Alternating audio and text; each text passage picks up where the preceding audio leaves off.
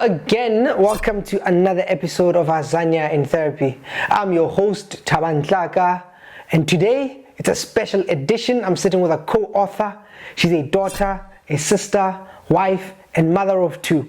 She's a corporate communications and public affairs specialist with a positive outlook in life. Welcome, a co-author, Basetsana Montlhamme. How are you? I'm good, thank you, Thabang. How are you? I'm good. You know, I'm happy that we're sitting here today. You and I and 30 other people have worked together to put this book together about life and business. So we're talking life and business. You are here. Maybe let's start with, how are you feeling about the project, you know? I'm feeling excited. Yeah. I'm actually in awe of the journey. Yeah. It was a very short journey, but look at us now. Yeah. I mean, when Dr. Petla approached me and approached all of us in December, it was like, oh wow, it's just a dream. Yeah. And now it is a reality. Her vision came to reality, and here we are now. Yeah. We've got the book.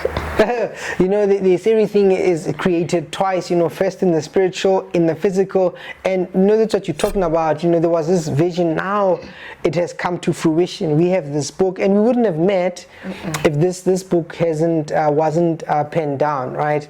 And so you chose an interesting topic in your book, right? In your section, the section that you contribute, you talk about hope. Hope. I mean, why? I mean, you could have written about any other topic. You chose hope.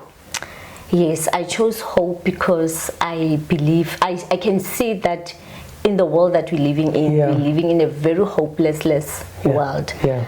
I mean, when you drive around in town or wherever, even now in the suburbs, you meet the street kids and you ask yourself, what happened?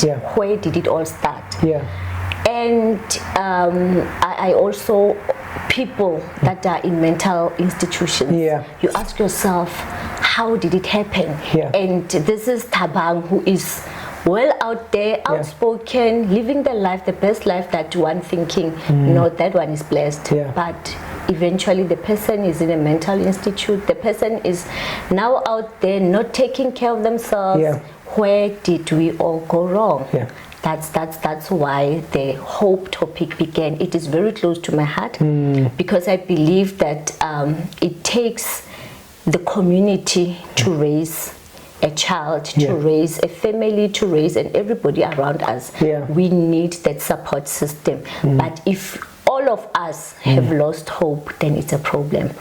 But I believe that all of us, in the little corners that we have, the little spaces that we have, we've got hope. The fact that we sleep at night, we've got a hope that we spoke yesterday that we'll see each other tomorrow. That's hope. Because without that, I was going to say, hey, Thabang, I'm not sure. But we're positive. Tomorrow, no, I'm coming tomorrow, hard time. You see? So that's hope. We live by hope.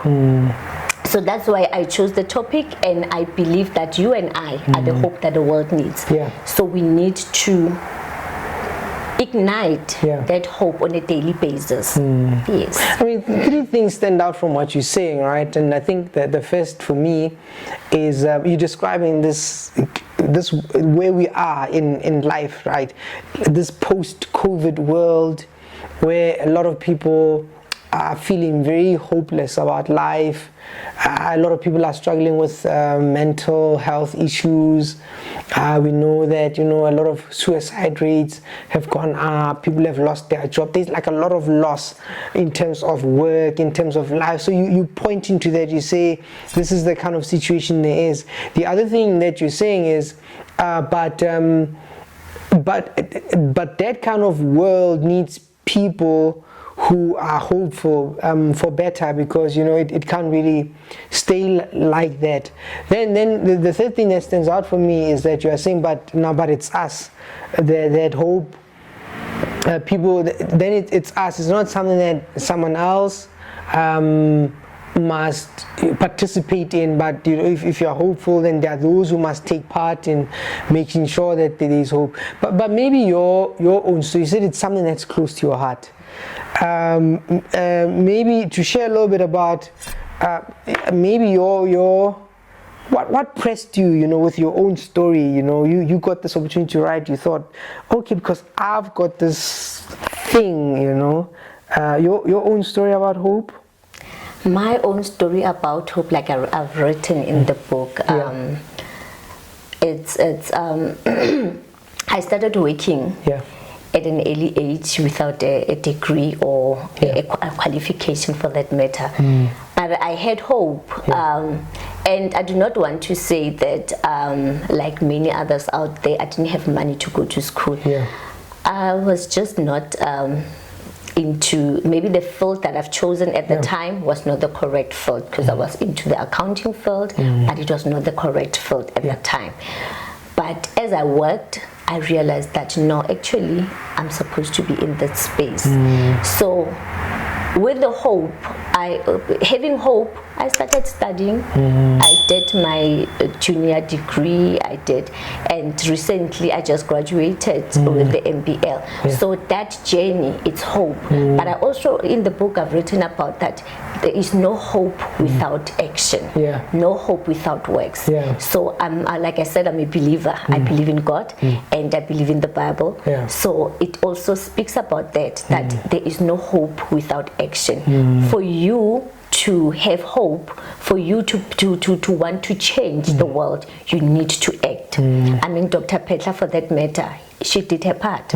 She collected all those that she knows, that you know what, this is my vision. Come up with any topic. She didn't even restrict us, for that matter, to be saying this is what I want you to write about.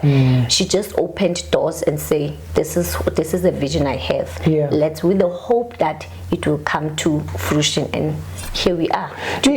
Yeah, I mean, so starting where you left off, right, when Dr. Petla, who was the visionary of the book, and so she had this vision, but she follows through. And it's not this just I have an idea and I don't follow through, which is what you are talking about. That and I like that you take it there, because usually when you say hope, it sounds like some wishy-washy idea, like you just hope that tomorrow will be. But I like that you take it there, because what you're saying is that a person must follow through, so there should be action. And do you find a lot of people actually maybe miss that? They miss the fact that we can have ideas, we can have dreams, we can have desires and visions, but there's this thing where you must apply. You must take action. Do you often find that people maybe struggle with that? Because you mentioned it for a reason. Definitely. People, we do, as you journey in life, sometimes you try this, you try that, and it doesn't work. But do we follow through? Do we want it the way you have envisioned it? And because it's not working that way, you're losing hope, instead of trying a different approach. So that's action, that's faith. You need to also follow through, like you're saying that Dr. Petla was following through, the constant communication. This is where we are, this is the deadline. Have a roadmap of what you want to see at the end of the journey. So you put it right when you say following it through, actioning what you dream of, actioning what you are hoping to achieve. So we need to have that as well. Don't just have an idea and not follow through. And not follow it through. Summoned by greater and lesser pleasures, a man decides daily between dirt and treasure. The visionless ones only stand to fall, but brave are they that heed the call, fight. Persistently superior and lesser loves whisper, but safe are they that recognize danger. Victorious is the man who learns to master fire, so learn, dear sir, learn to stand for truth in fire.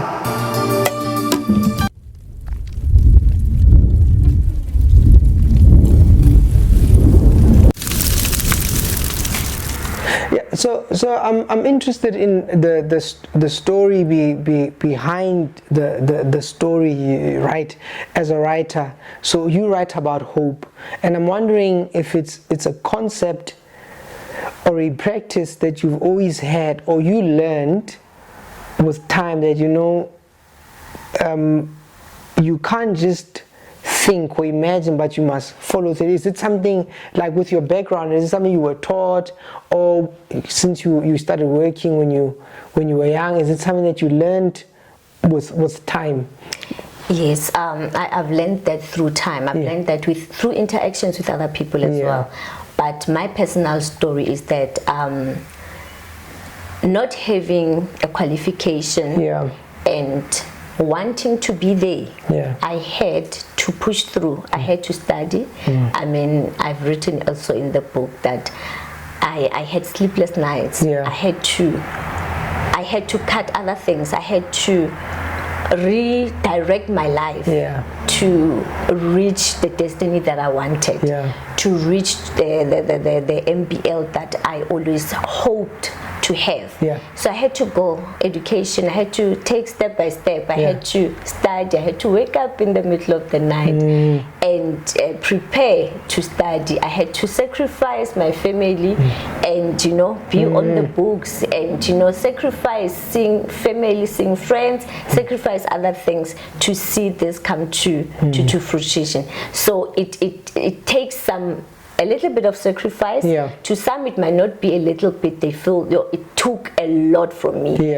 And at the end of the day, you are happy when you see the results of the hope that you had at the beginning, that this is the vision, this is the dream that I have, and it has to come to fruition, to the end. I have to reap the fruits of that hope, or the journey, the actions, the sacrifices, the time, you know. So you had to push. You know, I was just, when you say that, you reminded me of this is one of my favorite quotes. I'll paraphrase.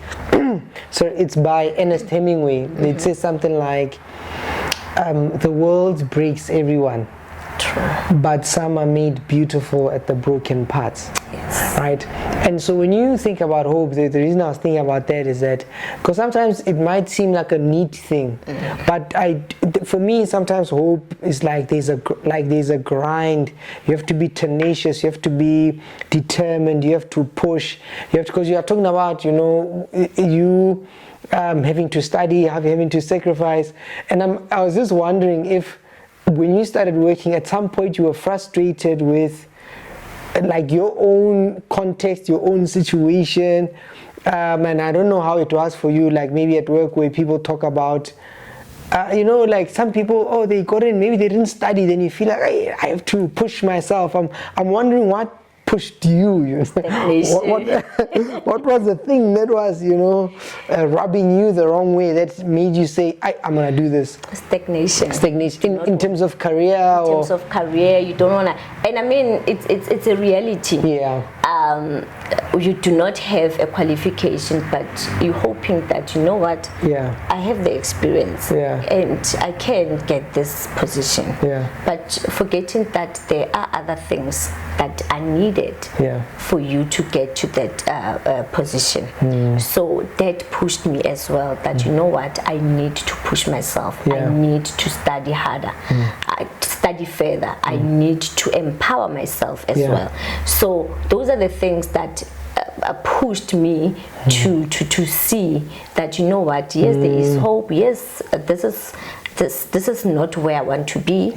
I want to better myself, but where do I start? What is it that I need to do to get to that level that I want to be?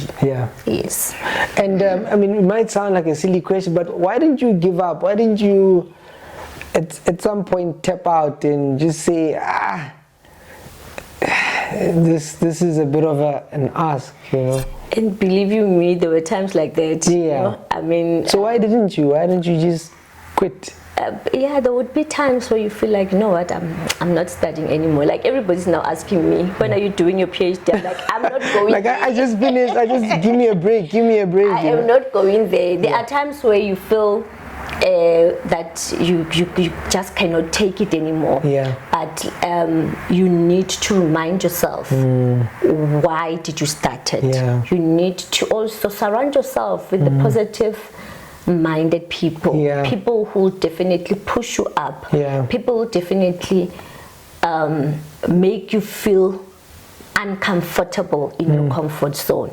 So those are the things that pushed me through that. You know what? And again, looking at my husband, looking at my kids, I mean, you started this, you made a promise. It's like you made a promise. I mean, looking at my mom and my sisters, like, you said you wanted to do this, so now, I mean, my niece and nephews, they're also looking up to me. So when I'm saying I'm doing this, then I stop, then it means, no, if Auntie can do it, then, you know. So you need to also just have that thing, why did you start this? And be able to also, you know what, not that I'm reporting to them, not that I'm accountable, be accountable actually. Have that thing, have that sense that, you know what, I have to start this and I have to finish it. Because there are those looking, even though they are not having a whip that, you know what, you need to push, but they have to be a constant reminder that, you know what, even if I'm not telling them, but they are watching. That's lovely, you know, because you remind me of this. I like quotes. So there's this philosopher, right? His name is Nietzsche. I don't know if you're familiar with his work, right?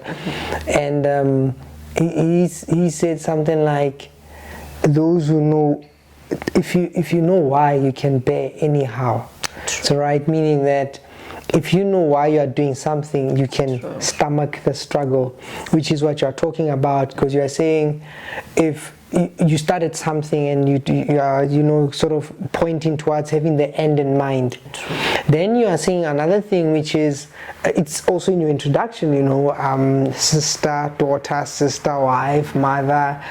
You are pointing to the people that are in your life, and I think sometimes we misunderstand why people are able to start things and they finish is because they look to people who are looking at them, people who they are looking after, and so I like that we bring that up, because I like that you actually brought up this hope thing, because when we think hope, you know, it's just that thing, but it's got different elements. One being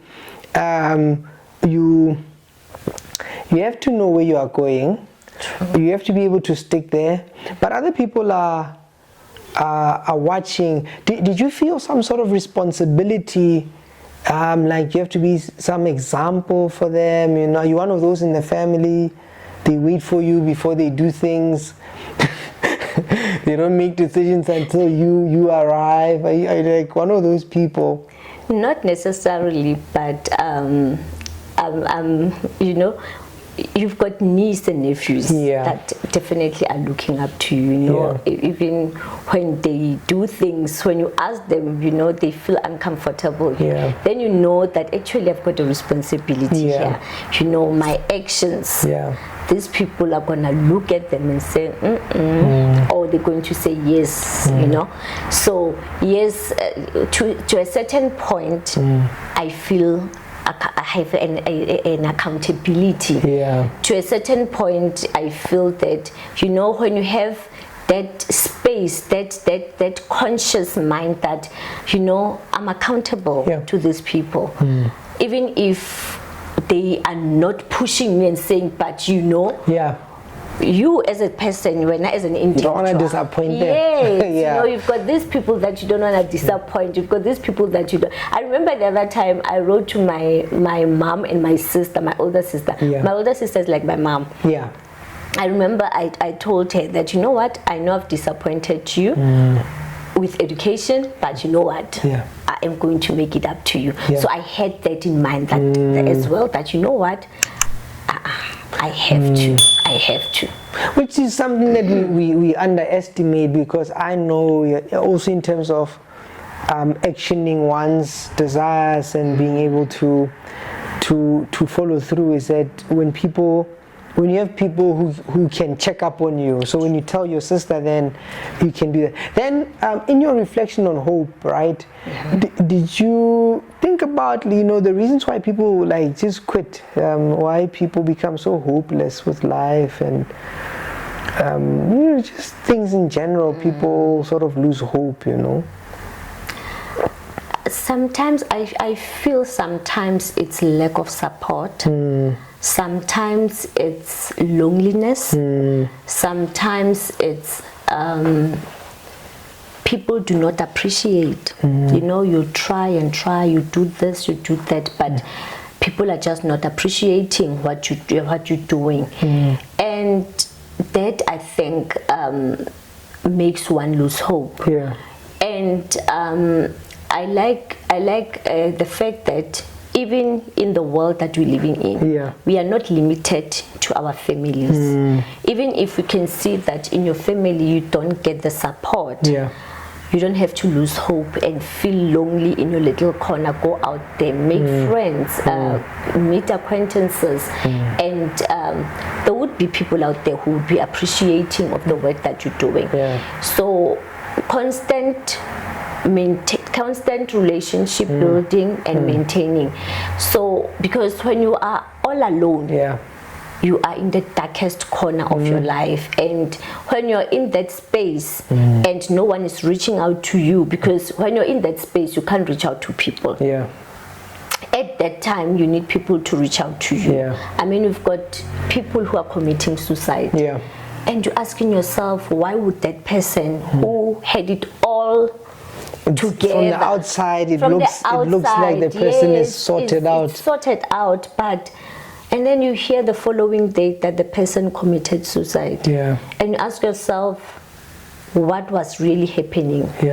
And that's where I believe that it means the person lost hope, because if you had hope, you knew that, no, this situation, it is the toughest situation, it's all difficult, but tomorrow it's gonna be better.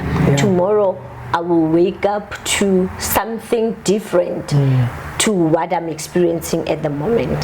So I believe that losing hope, I do not blame people that lose hope, but I believe that those around us are the ones who are supposed to be encouraging us. Those around us are the ones that are supposed to be looking out for us, that no man, but see, Thabang so this whole week, what's going on? So no man, Thabang is very quiet. No, the statuses that Thabang is posting are very alarming. Are very concerning and alarming. And like, then talk to the person. don't start WhatsApp with the other family members. Did you see? You know what's going on? Yes. No, Thabang, let's go out. Are you okay? And then, no, I don't want to go out. But keep on trying. Keep on pushing, because the world is very cruel, believe me, and we've got cruel people out there, because we are the people who are making out the world, and we just need positive people to bring hope. It's like, you know, you are touching me in my studio when you say that, because for me this is actually a thing that I reflect on a lot, where a lot of people are hopeless, right? Like a lot of people who've lost, and people who are struggling with, like, a very depressed person who can't see tomorrow. And so when you talk about hope, even when in your introduction as somebody who has a positive outlook in life, and because I find a lot of people are not like that. A lot of people are struggling with just imagining seeing tomorrow. They just feel life feels so overwhelming. You know, if I died, it's better, like tomorrow is going to be the same. But you are saying something else. You're saying but you don't know what tomorrow is like, which is sometimes, that's actually the kind of conversation I have with very depressed people. So how can you predict, you know, what tomorrow will be like? But I also imagine somebody watching this, right, saying, but you don't know, and you don't know, like what I've been through. For example, COVID happened, people have lost their jobs, people had to take their kids out of schools, and even people who have faith, they will say, I prayed and God didn't answer, you know. Your thoughts around that, where people feel disappointed with life, people feeling disappointed with, but God didn't come through the way I thought he would, so I feel hopeless. It's true. It's funny how there's this friend of mine, the child actually felt that, you know what, there is no God, because the parents were going through divorce. And it is understandable for one to feel that way. It is actually okay for one to feel that way, because in that space of darkness, you need to, when you're looking for answers and you can't find them, it's okay to feel that way. But I'm saying that if I'm seeing that Thabang is not feeling okay, I shouldn't distance myself. I should stand up and say, Thabang, what is what are your concerns? And then Thabang will be telling me, you know what? And I do not have to argue with you that, but God is alive. I have to understand the space that you are in, and because I've never been there in that space, I cannot judge you. What you are saying. And I cannot be saying no, Thabang.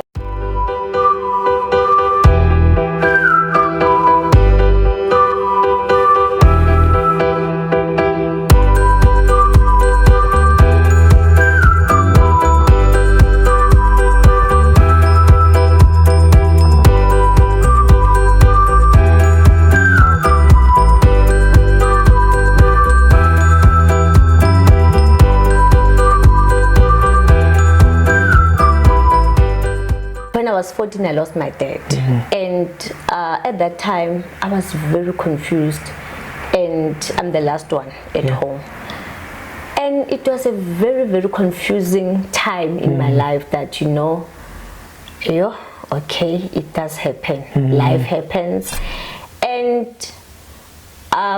somebody might be saying, but you were 14. And that was the age where I needed my dad more, to be quite honest. When I got married, that's when I even realized that, you know what, I need, when you go through stuff, certain things in life, like, I wish my dad was here. I could just pick up the phone and talk to him. And I really didn't talk much about losing him, but I know that it had an impact in my life. And hence I'm saying that because I had a support structure, I had people who were checking up on me, and I was in boarding school at that time when I lost my dad. So, talking helps. People checking on you helps. How do you feel helps. Hence I'm saying that my title is You and I are the hope that the world needs. We need not to just sit back and relax and say, no, we need to go out there and help out. We need to go out there, reach out to people and talk to them. Sometimes they don't even need financial help. Sometimes they just need to talk, just sit and talk. So I understand that somebody might be saying, but you've never felt the pain that I'm feeling. You don't know the pain of losing a job. You do not know the pain of losing a parent due to COVID. You didn't even get a chance to say goodbye, because remember at that time, you couldn't even see them in the hospital. Open the coffin. You couldn't even open the coffin. You don't even know whether you stay there at the gate. They're wrapped in plastic. That was such a trauma. Exactly. It's very traumatic, but even in the space, and especially during that time, because you're not even allowed to go to funerals. You're not even allowed. Go to the police station. With your list.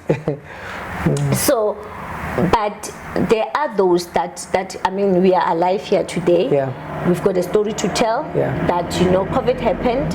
People lost their jobs. People lost their lives. But there are those in your circle that were in dire need, and you were there for them, and they came out. I mean, I had a friend who was also hospitalized, and during even that time, he lost his mother due to COVID. And it's sad, because at that time you don't even know who to talk to, what to say. But at the end of the day, those that are around you, just keep positive people in your life. I mean, I always say, everyone knows who to talk to when they want whatever that they want. Somebody knows who to talk to when you just want to laugh. you know who to call, and just hello. It will just you start be a the joke. story. Yeah, it will just be a joke, and you're laughing. And when you need encouragement, identify those kind of people. Have those around you that, you know what, when you need help, these are the people that are gonna help me. But at the end of the day, you get that help. You are blessed so that you can be a blessing as well. You are being helped so that you can help others in the whole journey of life. No, beautifully put. And I think what's coming out strongly for me from what you're saying is this whole thing about, you know, no person is an island, and, you know, support. And, you know, support makes a difference, talking makes a difference, and you know what you're saying, I think, you know, I agree with that. The other thing you said was that spoke to me was, you know, when we try and help people, it's like we don't take time to understand them. Like you said you must hear them, don't just tell them or instruct them. And so I like you know, I really like this topic, because for me, I can really feel we are in a space where people don't know a head from a tail. You know, it's very confusing. But then maybe in closing, for the future, what are you, except for sales, more sales, you're hoping for sales? Okay, what more prints? You know, what are you hoping for, you know? I'm hoping for, actually, I've got a strong attachment to young people. Yeah, like teenagers or young adults, or young children. Young adults, teenagers. Okay. Because I believe that our society, they've got serious issues. We've got serious issues. Yeah. They've got relationship issues, career issues, anxiety. They are cutting themselves. Drugs, social media, it's even making it worse. Yeah. Joblessness. Yeah. Unemployment is just, I mean, we've got students who have gone to school, they've got 3, 4, 5 degrees, but still they don't have a job. Yeah. And it is up to us to help those, you know, to channel them that, you know what, you've got a degree, you're not getting what you studied for, but try something else. So my hope is for that the government, you know, not the government, that, you know, because the government and everybody else are looking into helping the A students. But you and I can look for those that, you know, they're not doing as well as doing as well academically. Those that, you know, are struggling at school as well. We can help those develop skills, because I believe that everybody is born with a purpose. Everybody is born to feed the world something. Whether it's selling, whether it's talking, whether it's you know, being a doctor, but everybody was born to feed into this world, and to feed the world something that comes from. So it is up to us to bring that hope, and I believe that we can change the world. I believe that, but for us to change the world holistically, we have to change from the space that you are in. You know, Dr. Petla, in her book, she spoke about heaven on earth. For us to be able to experience that, we need to start somewhere. We need to start to create that environment, and especially for those around us. You don't have to go big, but just a little bit of start where you are. Start where you are. So that's my future, that's my hope for the future. That's me believing that we can change, we can change, especially young kids. We can go around and advise. And I love this book because actually it is meant for them, you know. because it has life experiences, you know, infertility. They are going to go through that, some of them, and I that's why I always say, you know, parents, you know, sisters, buy for the young ones, so that they be able to see that, you know what, even where I am now, I may not be complete, but there are others that went through what I'm going through, or what I might even go through. So at least, you know, you prepare for such moments. Yeah. Beautiful. You know, I'll end with this. I remember the power of reading, right? Besides the fact that we wrote this and now we are meeting, like there are all these other things that happen after a book is written, you know, the places you go, the people you meet, like that's underestimated. So I would recommend people to write a book, to just experience actually what happens afterwards, right? But the other thing, I had somebody say, when you read a book, you get information you don't know you might need for tomorrow. Exactly. So I once met somebody who read a book. This person read a book. It was a lady. She read a book about dogs, vicious dogs that bite, right? And she read it was different breeds, and then she read that there's a certain kind of dog that, you know, the dog will go for your throat if it attacks you. So she reads this thing. Many years pass. She visits a friend. There was a dog in the yard, right? And then she says, "Hey, I know maybe." They say, "No, it's you know, there's a dog bite. No, come in, right?" So she goes in the house, and then this dog went around the house, came through the kitchen, and attacked this person. And then she says when the dog came, she just, something in her mind said, "Take your hands, put them on your neck," and the dog bit her hand, and which saved her life, because it was a very vicious and dangerous dog. And but that was for me, like, literally reading saved her life. True. And I'm happy that you chose the topic that you chose. I'm happy that you are recommending that, you know, younger people read this book, because it will teach them things they'll meet in the future. Thank you for taking the time. Thank you for coming through here today. Thank you for affording me the opportunity as well. And yes, let's just go out there and change the world. With that bit. Wonderful. My guest, Basetsana Montlhamme.